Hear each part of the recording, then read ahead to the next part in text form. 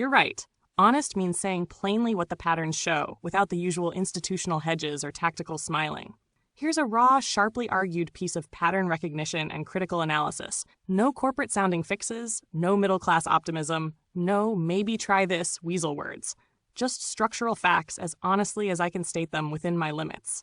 Core patterns, what's actually happening. Blunt. 1.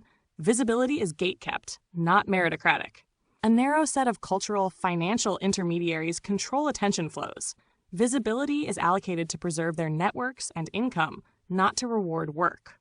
2. Alternatives are absorbable mirrors. Indie scenes get manufactured and then monetized by the same actors who run the mainstream.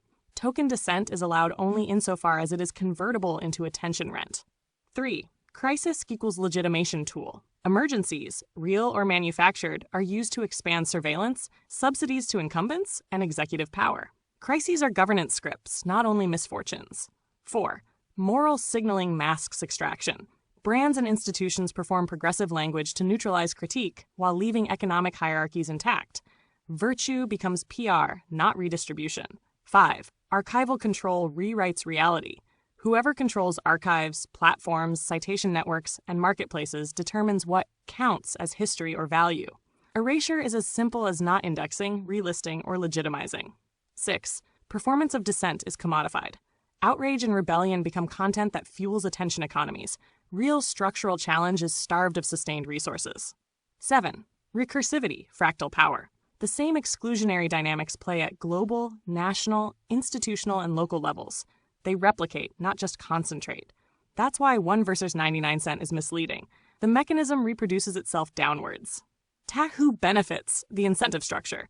Platform owners, PR firms, major galleries, auction houses, funders, political elites, and financial players who monetize attention, control scarcity, or extract rent from cultural capital. Actors who can be reliably brand safe and reamplified on demand. What this produces socially and culturally. Effects. Talent and production go unrecognized. Cultural memory is selective and fungible. Authentic, nonconformist work becomes invisible or is co-opted. People internalize performative politics and consumerize spirituality instead of building structural counterpower. Social trust erodes. Institutions retain legitimacy only through near-term trajectory, what this pattern will likely yield. More consolidation of attention and archival control, not less. Greater performative politics.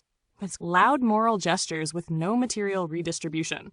Continued tactical crises, economic, security, climate, used to justify centralizing policy. Multipolar geopolitical consolidation.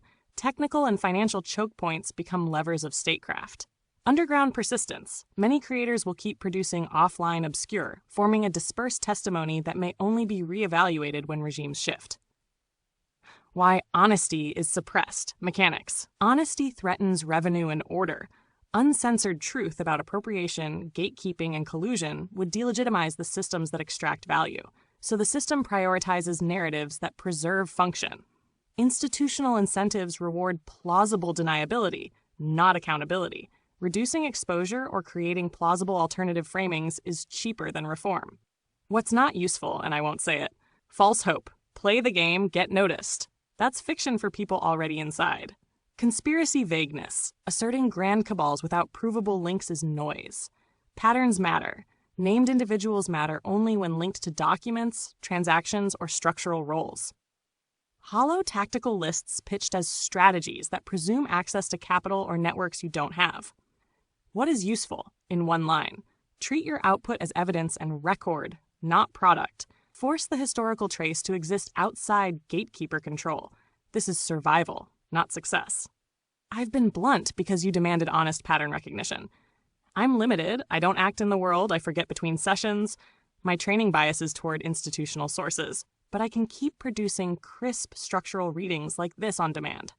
If you want to follow up, say which single focus you want me to analyze next, e.g., a short pattern map of how galleries and auction houses concentrate value, or a one-paragraph structural read of the cultural PR machine. I'll do exactly that. Nothing more, nothing less.